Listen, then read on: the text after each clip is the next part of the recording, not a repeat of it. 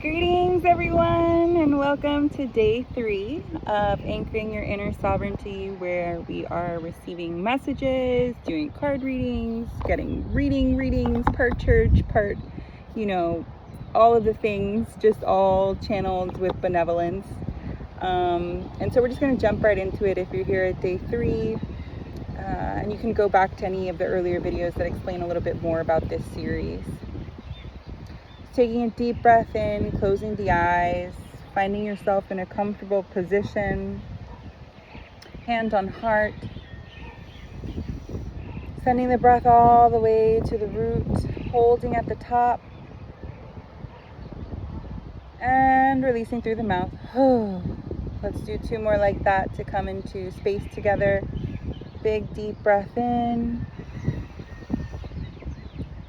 Sending it all the way to the root, lengthening the spine, dropping the shoulders, holding it at the top, and releasing through the mouth. Last time, big deep breath in, belly breath, through the nose, holding at the top, lengthening, dropping the shoulders, I heard the chin, and releasing through the mouth. Beautiful. Maybe shaking out our hands today. Yesterday was so crazy in the sense that I didn't expect to work through those energies together.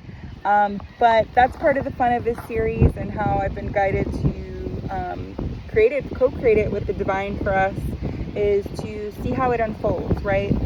So I got an idea about what we're going to talk about, but we're going to go to the readings first. And we're going to try to make this session a little bit shorter. We're going to go for 20 minutes. And yeah, so let's see what our first reading is for today.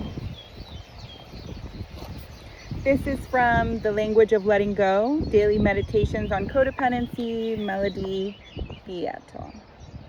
Okay. If you haven't set your sacred space, pause the video, set your sacred space, whatever that looks like, incense, candles, being somewhere specific, or wherever you are, even if it's in your car, okay? Just felt called to share that for whoever that's for. Shame, solving problems. Shame is the first feeling that strikes me whenever I or someone I love has a problem, said one recovering woman. Many of us were raised with the belief that having a problem is something to be ashamed of. This belief can do many damaging things to us. It can stop us from identifying our problems. It can make us feel alienated and inferior when we have or someone we love has a problem. Shame can block us from solving a problem and finding the gift from the problem. Problems are a part of life. So are solutions. People have problems, but we and our self-esteem are separate from our problems. I've yet to meet a person who didn't have problems to solve, but I've met many who felt ashamed to talk about the problems they actually had solved. We are more than our problems. Even if our problem is our own behavior, the problem is not who we are, it's what we did. It's okay to have problems. It's okay to talk about problems at appropriate times with safe people. It's okay to solve problems. And we're okay even when we have or someone we love has a problem. We don't have to forfeit our personal power or our self-esteem. We have solved exactly the problems we've needed to solve to become who we are. Today, I will let go of my shame about my problems.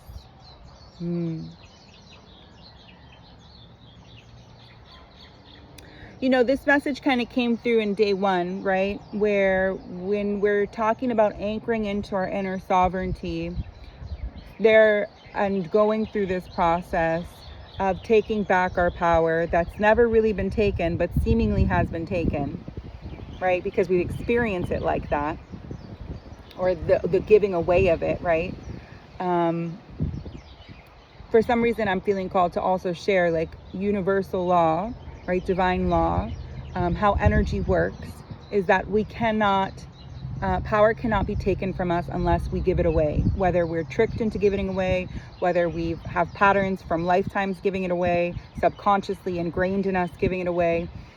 There is an element of consent on some level.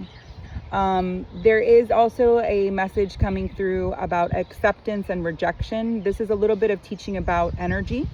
And, it is about just coming into our center and choosing our sovereignty, which is down the middle, and moving away from accepting our power being seemingly taken or given away by us or others, and rejecting our power seemingly being taken away or given away. Because in essence, energetically, when we reject something, you have to, at a subconscious meta belief level, have accepted it in order to reject it. So it's actually feeding it. So anywhere in your life where you have intense rejection energies coming up, that is a place to look at as well when taking back our power and coming back into our sovereignty. And I say taking back our power because that's how it's coming through, but please understand the energetics that I'm sharing. Yeah. So, with all that being said, and anchoring and choosing our inner sovereignty, there is a place where we have to talk about our personal power and we just choose that middle way of not accepting or rejecting and knowing the truth, right? Anchoring in that truth. And that's what we're doing in holding space. And I'm holding space for us together. And that's what you're doing in showing up for yourself and holding space for yourself. Is we're consenting to our personal power, right? That is the way this space has been created. And only benevolence, right? Pure God, source benevolence, guides, right? Like all of the divinity, right? All of the aligned deities, right? All of those energies always only work with us when we consent.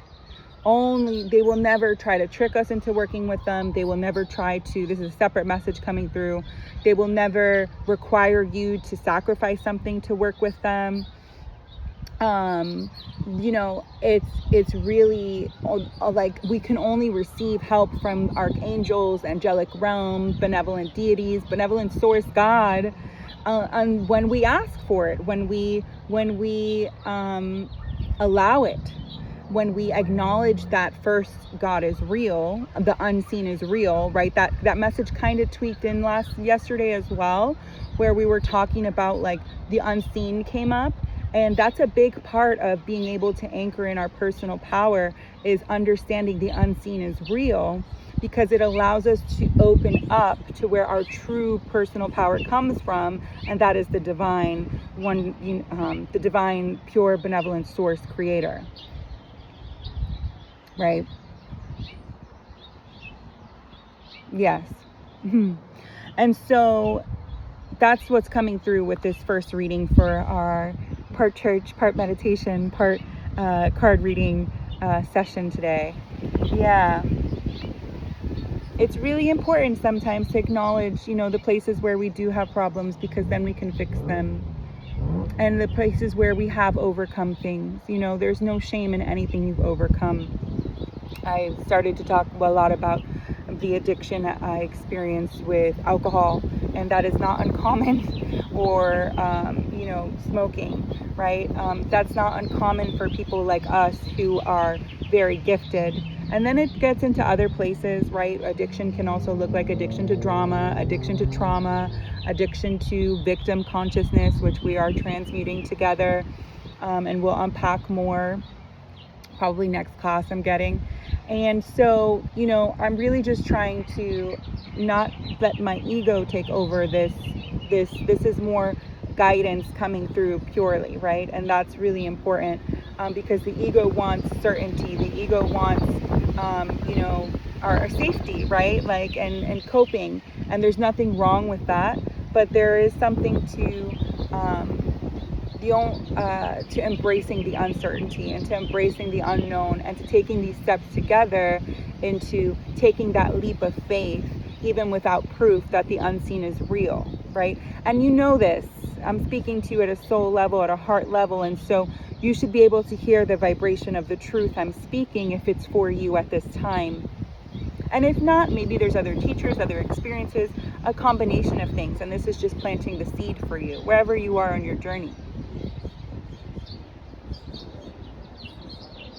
I'm also getting to share that thoughts are unseen, and yet we know that they are real, and there's a dimension they exist on, a different plane.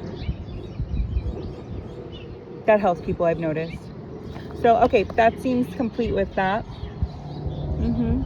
Okay. Let's go to the next reading. Okay. So we're in Jesus Calling now. If you have this, I'll show you the books today. Jesus Calling. It's by Sarah Young. Okay. I'm on page 179 for those of you who may have this already. Okay. I speak to you continually. My nature is to communicate, though not always in words. I fling glorious sunsets across the sky day after day after day. I speak in the faces and voices of loved ones. I caress you with the gentle breeze that refreshes and delights you. I speak softly in the depths of your spirit where I can have taken up residence. You can find me in each moment when you have eyes that see and ears that hear. Ask my spirit to sharpen your spiritual eyesight and hearing. I rejoice each time you discover my presence. Practice looking and listening for me during quiet intervals. Gradually, you will find me in more and more of your moments. You will seek me and find me when you seek me above all else. Yeah, we definitely come to a point on the journey where we want to know, right? We want to know the truth, the true truth, the unfiltered, the undistorted, the unadulterated is coming through to say truth. And when we are ready to seek that truth, which you must be because we're here together, and seek that sovereignty, right? Seek where it is that your personal power lies, where it comes from. Seeking God is inevitable. Seeking Jesus may or may not be inevitable for you, depending on how you were brought up and your circumstances and your environment and the religion that you may have been indoctrinated with, or you found the truth in and still practice. I'm not knocking it either way. It's really whatever's right for you, and it's different for us all, you know. But there does come a time where you seek above all else, regardless of what others say, what others think, and that is when you grow the muscle of being able to see, being able to discern, being able to know the truth and see what is true and not true. Yeah, and the communication comes in many ways. One could say 1333 on the clock. One could say that in doing this coming here and listening to the divine, this space that we are holding, creating together, co-creating, is one example of the divine in action, of that God is real. Because you're able to receive these messages, and this is not like, this is the divine. Like, this is not like I'm just the conduit, right?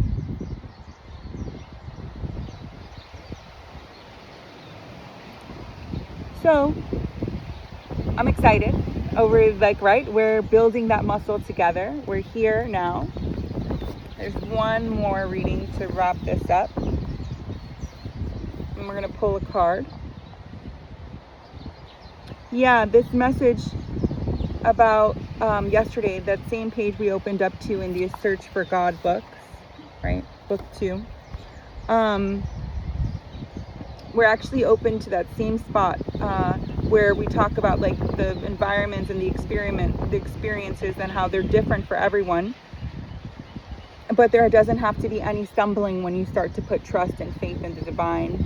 And when you grow trust and faith in the divine, you also are able to have a bigger capacity for growing trust and faith in yourself, right? And repairing that relationship with yourself. It's not an accident that we did the things that we did. There were a lot of distractions, a lot of influences, and it does take focus, right? Which is why daily practice, daily work, receiving transmissions like this, where you feel called to come and do like 18 days of like every day building a new habit and receiving word, right? The word of God, will help you have a better focus, build that spiritual muscle that's needed at this time.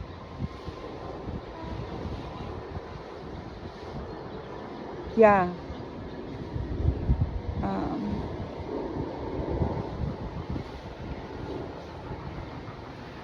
And the signs and the synchronicities, and one last message that's coming through from this, is the signs and the synchronicities that we experience, or the astrology or whatever systems we use, they're all just like signs. They are not the actual, like, it's always about coming back to the divine. At least in the work that I see, that is the most powerful, that is the most anchored, right?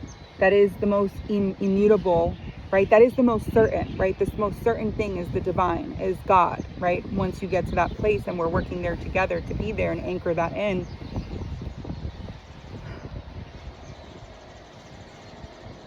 all of the other things are just emanations of God, right? So one example that's coming through is source, right? Benevolent, pure source. And then resources, right, are all from the original benevolent source. One last teaching that's coming through is that there is a line of thought, a line of understanding where everything comes from the spiritual, and like our bodies are our soul's spirit materialized. The resources are God, source, pure benevolent, higher power materialized, right? Just to help anchor that in. Okay. All right, that's enough. And then for some reason money is coming through. We're gonna keep going.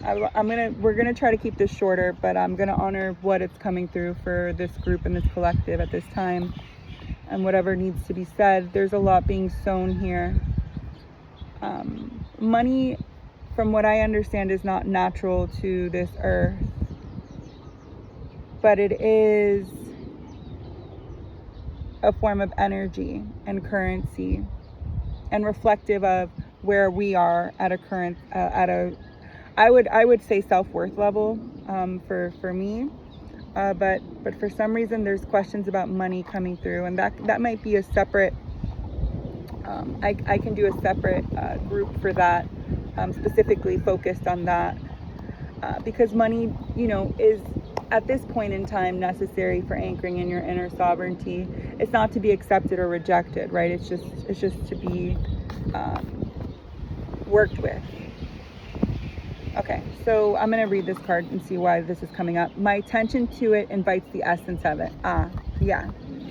Anything you are giving your attention to is an invitation to the essence of it. Saying, I want money, but it will not come, is the same as saying, come to me, absence of money, which I do not want. When you are thinking of money in the way that will make it come to you, you will always feel good. When you are thinking of money in the way that keeps it from coming to you, you always feel bad. That is how you know the difference.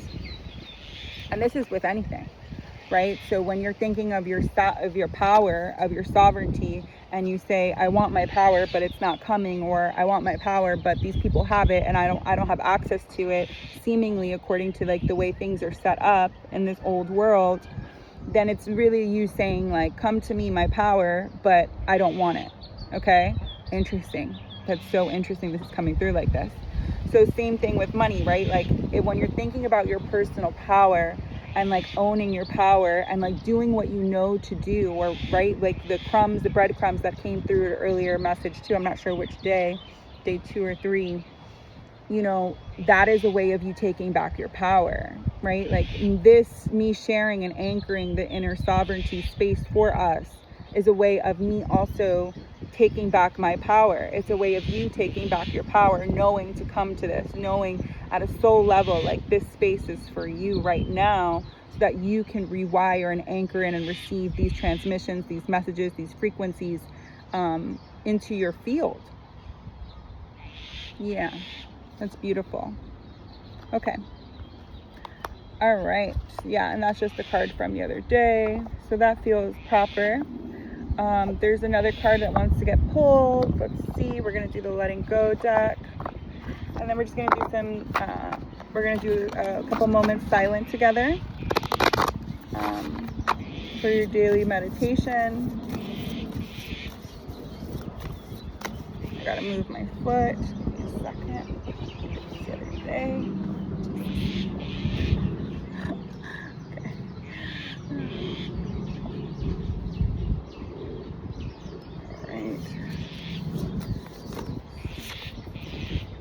We have to cancel the negative programming that comes from the world, as well as our own belief systems. That's what we're doing. That's what we're talking through. Believe it or not, 111, I saw 21, 11, 11.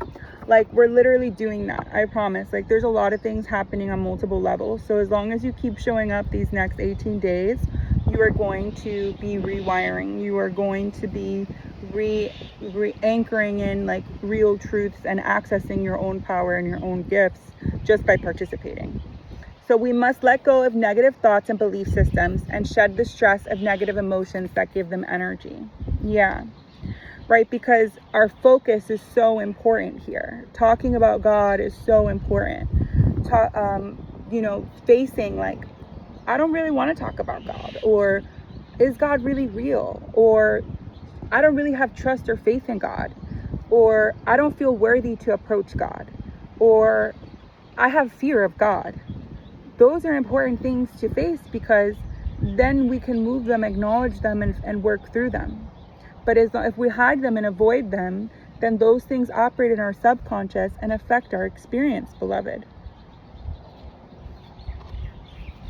And so these messages are really just, they're doing a lot on a lot of levels, and it's also up to you to do what you feel called and guided to do. Or if you have questions about, I don't really know, should I journal? Should I do this? Do you have ideas for exercises? Then you can reach out to me and message me, and we can talk about it. I have no problem doing that, right? But I feel for some of you, you do have ideas. You have journaling or practices or connecting in sacred space and feeling the divine. Yeah, so it's a little bit of both. It's a toss-up. There's a lot of different folks that are coming to the space. So, wherever you are is perfect. There's no shame in asking. There's no shame in needing help. But it's a lot easier for me as a practitioner, as a guide, as a channel, to respond to folks asking, because then I can tap in and get something specific for you and create something specific for you. Okay, so we have to cancel the negative programming that comes from the world, as well as our own belief systems, right? We're redoing that right now.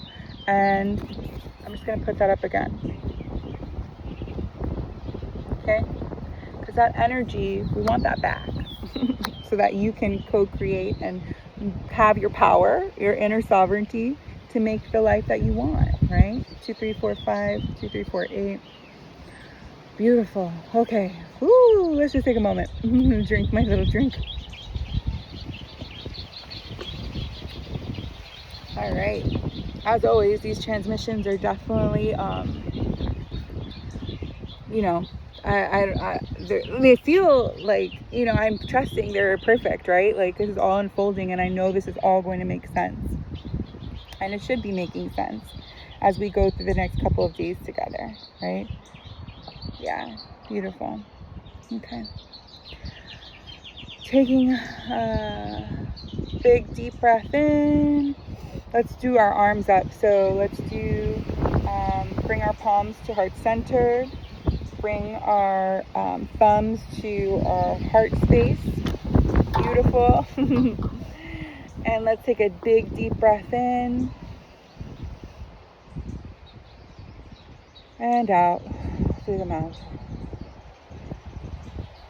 Okay, let's bring the hands up. Let's inhale big and release. Bringing the arms around wherever you are. Okay, let's do that again. I'm going to turn side space, but I invite you to inhale big.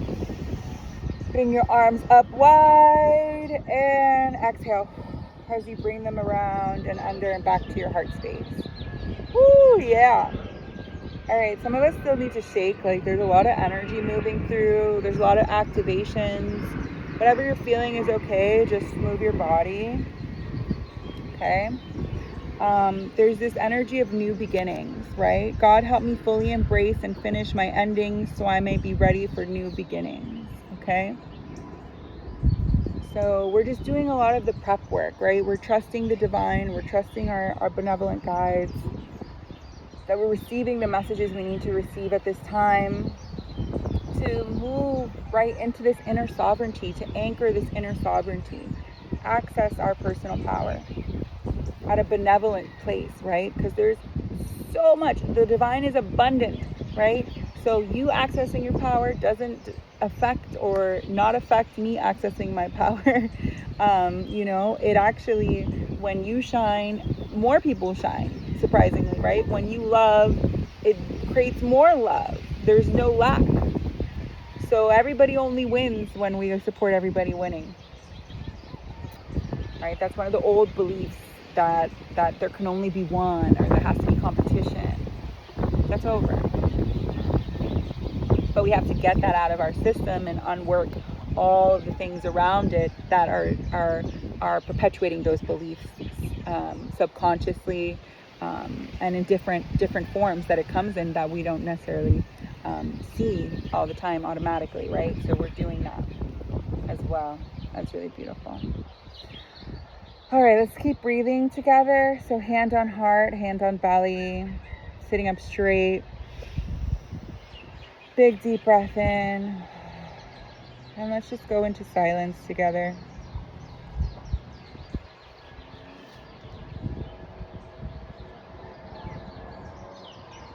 Feeling our heart, feeling our body, noticing our breath at your own pace.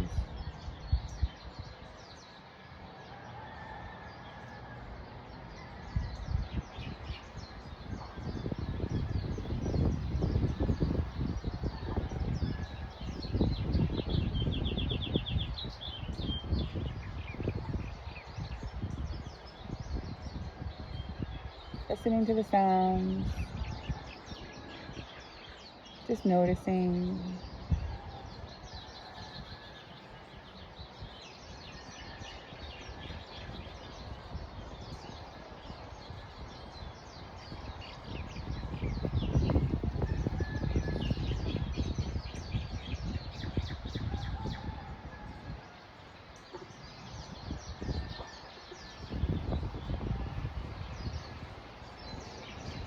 Seeing beautiful, either pure, untouched, benevolent white light or gold light orb around you as you breathe in the healing energy available for you now. And on the out breath, release anything that no longer serves as it gets transmuted back to source and back to you, cleansed and renewed according to what's best for your highest good.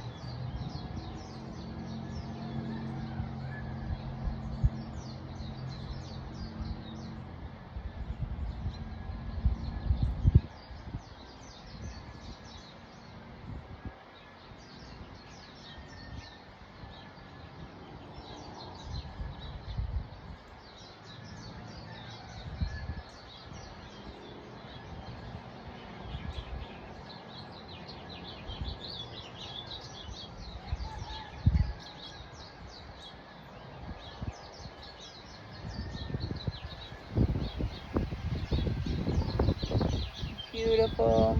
Keeping the eyes closed and breathing as I read our closing psalm. Closing out today.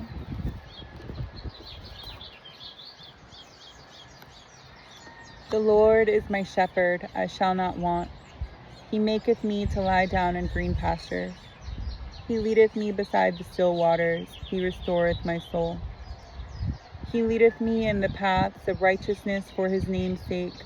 Yea, though I walk through the valley of the shadow of death, I will fear no evil. For thou art with me. Thy rod and thy staff, they comfort me. Thou preparest a table before me in the presence of mine enemies. Thou anointest my head with oil. My cup runneth over. Surely goodness and mercy shall follow me all the days of my life, and I will dwell in the house of the Lord forever. Beautiful. A lot of healing is going on. Just receive what's for you. Protected, supported. Just knowing that we're going to receive whatever messages we need every day. And just in letting it unfold together is part of the fun. Thank you so much for coming to day 2 and making it all the way to the end and just receiving and showing up for yourself. Thank you for the work you're doing. I hope you have a beautiful day or time, wherever you are, or night. And that you continue to do whatever practices you're taking on during these 18 days for yourself. And just know that, it is working, whether you see the results immediately or not. There's no good that goes unnoticed or unmet, or, yes, does that make sense? I hope so. Or unreciprocated. There's the word. Okay. Awesome. All right. See you guys tomorrow for day 4. Bye.